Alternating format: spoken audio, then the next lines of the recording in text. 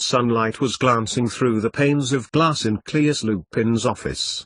Or it would have been had the weather in all the Ministry of Magic offices been controlled by the maintenance department's spells. Coincidentally, the weather in his office and outside in central London were the same, and Cleus was treated to the warm, strong sunlight of a bright Friday morning. He rubbed his forehead, a wide, much wrinkled area, which had grown increasingly creased, Cleus believed, over the last couple of months. The ministry, his department, was responsible for the initiative of inclusion for all at Hedgewood's, Britain's only magical school, and it was giving him, the head of the Department of National Relations, yet another migraine. Oh yes, he had agreed with Aberforth Dumbledore in principle, that all children, no matter their magical ability, should be allowed access to any school in the UK, subject to admission criteria. But it was he who was responsible for the practical implementation. He glanced at the pile of letters he had to deal with. In a few hours, when the morning's mail was delivered by the tiny, electric blue imps who zoomed through every office in the ministry at precisely 9 o'clock every morning, the pile would be replenished and he would have more work to do. And every day, time was running out. The days strode slowly but decisively towards 1st September. Cleus pulled towards him the nearest letter, which had arrived yesterday, and he skimmed over the contents. A letter from a non-wizard family who say that, because their elder son had been admitted to Hedgewood's last year, chosen for his clear magical talent, they would like to know how to apply for a place for their second son, with no magic under the new admissions policy. Cleus had yet to consider this, for he had not yet considered it, the letter here being the first actual query he had had. The reason he had not considered it was because there were more pressing needs to consider, such as, how were the non-wizards going to Hedgewood's going to get onto platform 9 3/4? If the threshold was left open, anyone could enter the platform, yet the issuing of magical passes might prove difficult to use for someone new to magic. And also, Cleus added guiltily himself, if he didn't have any applications this year, the finer details he could consider at leisure. Then there was the matter of spellbooks and other paraphernalia. Non-wizards could not get onto Diagon E, so a non-wizard version of the required shops had been set up. But a good deal of capital had to be invested in the scheme, and there were various complications here too. What books would non-wizards require? All Hedgewood students required a wand, yet how could non-wizards obtain one? For no wand would choose a non-wizard. A false one might be considered degrading, yet arriving with no wand at all would allow them to stand out. Brooms too were also difficult. Again, Hedgewood students required one, and those students could just select a broom. Any activity involving one meant flying it. He had carried out tests upon charming a broom to operate with ordinary, voice-operated commands, meaning no magic from the owner was required, but Cleus had been unable to get one to permanently adhere to a broom long-term. And so the problems, now real problems with at least one potential non-wizard on Hedgewood's roll next month, continued. At least Cleus had been able to influence the curriculum, planning for an increased number of lessons in subjects such as history of magic, astronomy, herbology, mole studies, and divination, with recommendations to staff of how to incorporate non-wizards into the practical subjects. But that then led to Cleus's biggest hurdle had been the mindset of the staff at Hedgewood's itself. They had had 3 or 4 years to get used to the idea of non-wizards arriving at the school. Right from the start, Aberforth, as headmaster, had broached the subject with the staff, making sure he was clear to them that the admission of non-wizards was not an if but a when. Following countless training days, Aberforth had to admit to Cleus that though the mindset of the staff was changing, it was a glacial change rather than a torrent, and that all of them would get used to the idea and work with it eventually. Cleus wondered whether this September was eventually enough. He pushed aside the letter from the parent, and the others, from suppliers, from other parents demanding to know how the changes would affect their magical children, from politicians both from within the ministry and from the non-wizard sister ministry at Whitehall. It was going to happen, And a month from now at least one non-magical student would be educated within the noble surroundings of Hedgewood's castle. At least he had Severus Snape on his side in terms of Hedgewood's. Snape had been made headmaster 2 years ago, on the passing of Aberforth Dumbledore. His usual somber manner had softened a little when he understood exactly what the principal would entail. Callias had had a feeling that Snape would be receptive. His long-term girlfriend, Tabitha Penright, of the Department of Mysteries, was a witch with limited magical ability. Where Ms. Penright's abilities lay was the interpretation, understanding and analysis of the deepest and most entangled mysteries, dangerous and dark, perilous, lethal and innocuous. Leaning back in his chair, Callias rubbed his eyes and leaned his head back, staring at the gorgeous blue of the early morning imitation sky. His mind drifted to his nephew, Septimus, who would be starting at Hedgewood's that year. What would life be like for him? He would be rubbing shoulders with non-wizards throughout his senior life and, although that was not unlike his primary education, his mother, Cecilia, Callias's sister-in-law, had insisted Septimus be educated at the local primary school, but this was a much more important time in his life. The changes he made at Hedgewood's would affect him directly. Putting his hand out towards the pile of letters, Callias scraped his chair back and got to his feet. He needed a break, a change from these four walls, even if the four walls changed in any case. Clouds whizzed high above him as he made his way to his office door and, withdrawing his wand, swished it, dimming the lights. Callias made his way left, towards the elevator, before pressing the button which would take him to the foyer and to the bank of chimneys. He would flew to Grimmauld Place and speak to the rest of the reciprocators. Action was needed and he couldn't now do it alone. 88,888,888. Callias. James Potter looked up from his cup of tea which Lily just had made him to the fireplace in the living room of number 12, Grimmauld Place. He saw the old wizard, his friend's brother and their connection to the ministry, shake his head as if a swarm of bees were inhabiting it and smile a semi-forced smile in his direction. "Good morning, James," replied Callias wearily. "Have you just go here?" James shook his head. "Stopped over, with Lily. We had a small get-together for Harry yesterday and our own party sprang from there." He glanced up the stairs to where the bedrooms and Sirius's study was. "The old man's still in bed. He's not long turned in." Lily was far more sensible, he added unnecessarily. Because, of course, the headquarters of the reciprocator movement was also Sirius Black's house. It had been that way since his ancestor, Joseph Black, had founded the reciprocators to promote wizard-mul understanding. The principle today was much the same although, for political correctness, the reciprocators promoted wizard-non-wizard understanding. Any political development which operated around wizards and non-wizards required the reciprocators to consider the effects on either wizard or non-wizard communities. Their current projects included the universal acceptance of any child, no matter their magical ability, to any school they wished to attend, the Hedgewood's situation being the most pressing.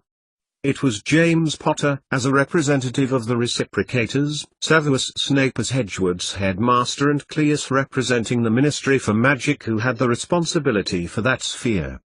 Lily Potter had taken on the responsibility, with Tabitha Penright, of the old magic.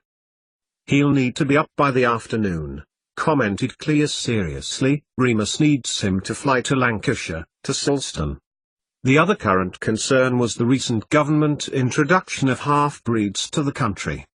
Where, the ministry reasoned, non-wizards had been accommodated so too should these other magical creatures, werewolves, vampires and the like. Not that any had applied to reside in Britain, yet, but the idea was in the public's consciousness and it was up to Sirius and Remus to advocate the advantages of such creatures being allowed to reside, in controlled conditions, in the UK in the spirit of equality and diversity.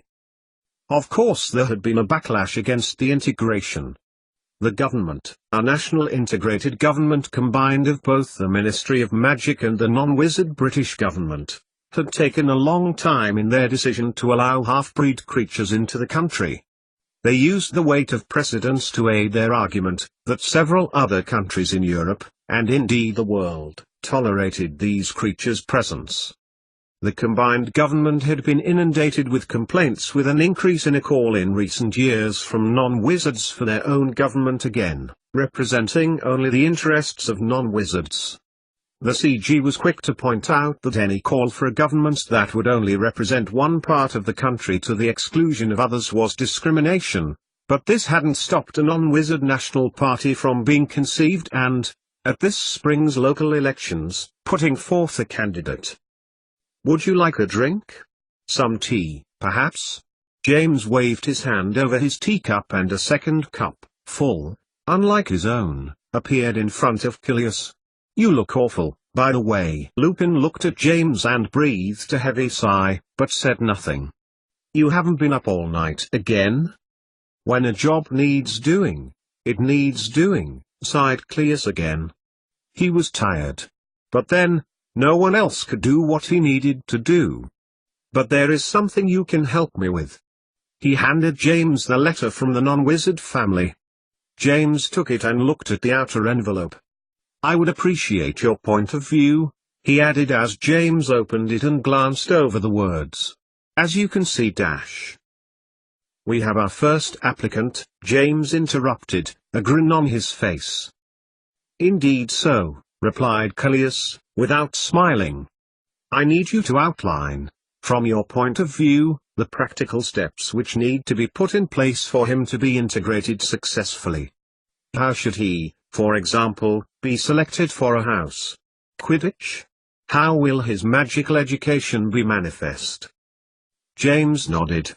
Following Aberforth's death 2 years previously, a split in the reciprocators nearly occurred when the issue of who was in charge came to the fore. Cilius and Sirius had put themselves forward, the former being voted in, but there were several abstentions. "It has to be right," agreed James, "for the boy, for Hedgewood's. And for us," added Cilius.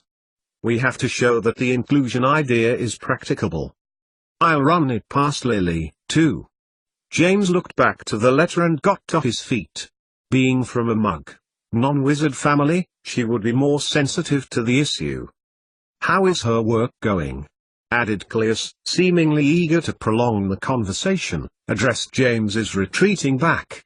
He turned, flicking his long hair over his shoulder. "She is still immersed in Aberforth's work. She has spent a deal of time with Severus too, discussing the implications of the applied science magic aspects, the universal link and all that." Aberforth's shoes were big ones to fill, Cilius knew. He had inherited a vast amount of information from old Dumbledore. The wizard had had a lifetime to accumulate all he had, and now Cilius had so little time to process it to effect and use it simultaneously alongside the constant stream of governmental changes that had occurred of late. So much to accommodate in his mind, especially some of the revelations, so bold, so raw, to which he alone was now privy and whose burden, even now astounded and shocked him. "Any word from Miss Penright?" James shook his head, making his way back towards their settee in the large living room, knowing that the quick chat Cilius thought he was having would feel far longer from his point of view. "She's in the European office, isn't she?" "She should be. Only we haven't heard from her of late. She was due to have returned this week, only her colleague the Vincento flew to say she was working in the field." "Tabitha'll be all right," replied James nonchalantly. "You know what she's like, she'll be immersed in the old magic and time will mean nothing to her." Cilius said nothing. He trusted little these days, even others' behavior when contrasted to their usual character. So much could be manipulated, so much controlled. "I don't think Severus has heard much from her," continued James, turning to the letter again as if a hint to Cilius to be quiet and let him get on with it. "At least, he's not said." "He isn't worried?" asked the older wizard. "Hard to tell with old Snapey boy, eh, James?" From down the staircase Sirius Black, rubbing his hair in an "I'm too old for this" drinking into the night game before leaping the sofa and sitting next to his friend, trying to wince silently at his aching muscles which were cursing him for his leap. "How is old Severus?" he added, grinning at Callias. Lupin Sr. did not return it, partly for its carefree gaiety but, mostly, because he was exhausted.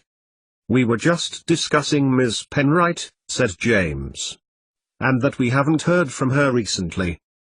"You know old Dabs," replied Sirius. "She'll probably have forgotten to eat for 3 days like she did last time.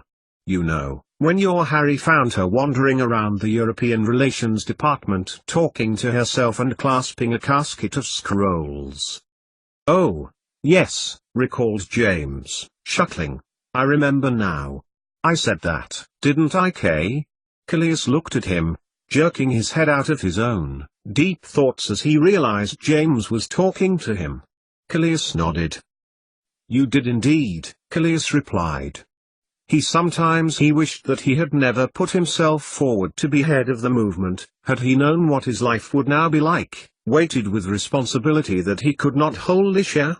How he wished Sirius had won the vote, that he would never have known what he knew, and what he had to do. Sirius should have been in his shoes now. He would never be so perky. "Are you going?" asked James, relief showing in his voice. "I'm afraid so. I need to visit Septimus this afternoon. He is missing his mother. And Freya too. More like a mother to him than his own. Recently," said Sirius, but was nudged sharply by James, who hissed, "Shut up. Cecilia can no more help her position than you or I can," replied Callias, a glow of guilt in his stomach, for it had been Cleus who had been instrumental in her relocation. "Her work is vital, for what is occurring in Europe must not happen here." For the first time in Cleus's words were sharp and brusque. His tiredness shrugged away as the important things he underlined to his fellow wizards. Then it softened as his mind drifted to his beloved nephew. "Nor can Remus, which is why you both need to be careful this afternoon." Callias fixed Sirius with a grave look. "Certainly." Sirius's tone had changed too, the gravity. "The witches we talk with today should be easily satisfied. Lily has synthesized the old magic with that of the law at the present time. They must see reason. They can't refuse to capitulate." "Can't they?" Callias made a few steps back towards the fireplace. He must remember that he had to visit Tunks later that afternoon to collect the wayward Freya. Septimus had been almost pining for her. He missed her so. How she and his mother had come to disagree he had never fully understood. At least Nymphadora had offered her a home, and she seemed to be stepping out with a much more suitable boy at last, Darren Dursley. No, that was untrue. Callias did understand why. But that was in the past. Freya had blossomed into a lovely young lady and had chosen to remain close to the family. "Will we see you this evening?" Callias, in his gait to the fireplace, turned and shook his head. "I've promised Cleus I'd be with him. You know how worried he gets when Remus is working." He turned sharply and looked at Sirius before stepping into the hearth, his voice commanding again. "I trust you will say nothing ill of Cecilia to Remus today." 88,888,888. Did you read the article in the Daily Prophet? Someone's been blabbing. Harry? The government's announcement? Hermione put down the wizard newspaper next to her on their ancient settee shrouded in modern throws to hide the age and leaned towards Harry. "Are you all right?" Eh? Harry glanced up from his apparent engrossment in the green, patterned carpet and looked at his fiancée stupidly. He swallowed. "Something about the ministry?" I said. "Dopey, have you read the Daily Prophet?"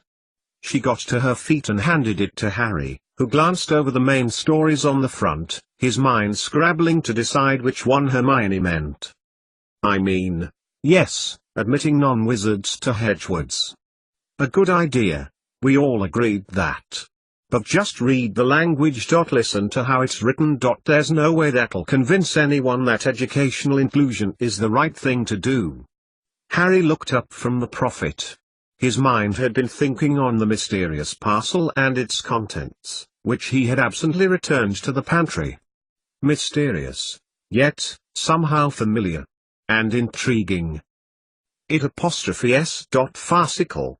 How anyone thought to publish it, and how anyone got the document to the prophet.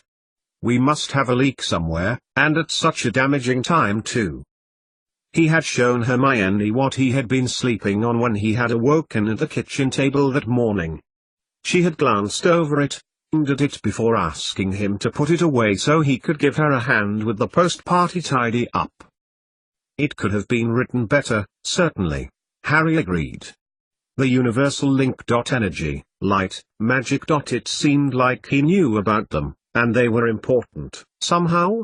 But why, and how, and who had sent them? All of these things currently eluded him. If I were a parent, I'd worry about sending my child to Hedgewoods this year. Dangerous and disturbing. As if bad non-wizard influences. Education fatally disrupted. Held back. Delayed. Would affect examination results. Hermione began to pace, a rant forming in her mind as she raged at the author of the article. I bet now poor Cleus is being drowned in complaint letters, and howlers have been, well, howling. She finished awkwardly. Are you listening to anything I'm saying? Harry looked up, a well-trodden look of men down the ages, a mixture of innocence and would I be doing anything else, dear? He looked back to the paper, unable to keep it up. But it does talk of universal education for all, Harry replied, that Hedgewoods is to become such a place. They will receive government money to fund it. He stopped reading. It's not like when you and I were at school. Hermione, wizards and witches today went to primary school with non-wizards. They know them. They've done their accepting. A lot of parents won't see it like that, concluded Hermione, frowning and folding her arms. They will take on the bad things and apply them to their children. You would, you mean, if you were in their position, replied Harry, proving he knew Hermione far better than she thought he did. Well. But they were both interrupted when a loud hammering came to the front door. Harry got to his feet and made his way to it. Ron was standing on the doorstep when he opened it, still dressed in his clothes from the night before and wearing a goofy grin. How's Alice? Guessed Harry. Ron tittered a little, before stepping in. Wonderful, replied Ron, dreamily. Well, she was, when I left her in bed just now. Wow, that girl is hot. Spare us the details, moaned Hermione, who had followed Harry and who was now looking about at the untidiness and knowing that she would get far less out of Harry now that his friend was here. Would you like a cuppa? Love one, replied Ron, taking a seat at the kitchen table. Have you got any grub left? I'm starving. Will a bacon butty do you? Asked Hermione, generously as she found her wand and waved it, making a cup of tea appear in front of him, the lazy way. Hermione, you are heaven personified, declared Ron, taking her hand, and she rolled her eyes at him. Only when food is concerned, she added dryly. Harry pulled up a chair next to Ron. Could you do me one too, H? Asked Harry. And I expect you haven't had anything either? 3 bacon butties later and the conversation had turned to Remus and Sirius's forthcoming mission. How is old Remus? Asked Ron amiably, between bites of his sandwich. Harry thought back to the last time he had seen the younger Lupin brother. At Grimmauld Place with Sirius, that was when, about 3 weeks before. He had come from work and had been talking to Sirius and his father about Cecilia's work at Hedgewoods and how it had taken her to the continent. Sirius had seemed quite put out by the whole affair and had derided Mrs. Lupin severely. Well, there's their son to consider, said Ron. A mother going off and leaving a child? And there's Freya. She wasn't the best behaved teenager in the world. That was saying something, thought Harry. He was going to continue, but Hermione was looking at Ron hotly. Well, I suppose I should give up my Ministry of Magic job then, and be at home looking after the twins. That their mother shouldn't consider her career at all. And actually, I don't think she had that much choice in the matter, actually. Both Ron and Harry stared at her, dumbstruck. What? She asked, annoyed. Both wizards tried to speak at once. Twins? Questioned Harry. You said actually twice, actually, said Ron. I'm serious, replied Hermione, then, catching Harry's glance, added, I'm just using twins to make a point, Harry. She added. It's good money, in the reciprocating. State-funded and a pension, can't say that about many jobs these days. Harry found himself nodding vaguely. And then a thought struck him. Mrs. Lupin, he exclaimed, dropping his half-eaten bacon sandwich onto his plate and scraping back his wooden carver chair on the terracotta tiles of the kitchen floor. Making his way over to the pantry, Harry flung open the door and fumbled for the top shelf, his hand flailing until the stack of papers he had been sent was under his palm. Quickly he extracted them and flung them onto the kitchen table. Looks like a book that's been eaten by Sirius in his dog form, commented Ron. Looks like some sort of book, some code, to me, replied Hermione. What about it? I think so too, Hermione, agreed Harry, gesturing to the words on the paper he had uppermost, but I can't really understand them, they're just fragments. But the odd word, here and the it takes me back to it looks all the world like. What? Asked Hermione and Ron together. Do you remember when Mrs. Lupin turned up one day out of the blue, and next minute was writing a bestseller with me as the title character in it, that she gave away? Oh yes, we've never heard the end of that one, said Ron, rolling his eyes. Well, it reminds me of that book, concluded Harry, who realized what he had just said didn't sound half so dramatic as how it had sounded in his mind. That's what it looked like at 5 o'clock this morning, he added in justification. So? Asked Hermione. What would anyone want to send you a half-mangled copy of that old thing for? People only read it because she gave it away free. Most people feel sorry for her now. Harry put down one of the pages and pushed it to one side. You're right, he admitted, it does seem a little ludicrous. He looked at Ron. Probably Fred or George trying a birthday prank. And what does that have to do with me? Asked Ron, defensively. Hermione put down her teacup. Come on, both of you. You can help tidy up the place with me. Starting right now. She took the pages from in front of Harry and, opening the pantry cupboard, pressed the foot lever of the pedal bin and threw them inside.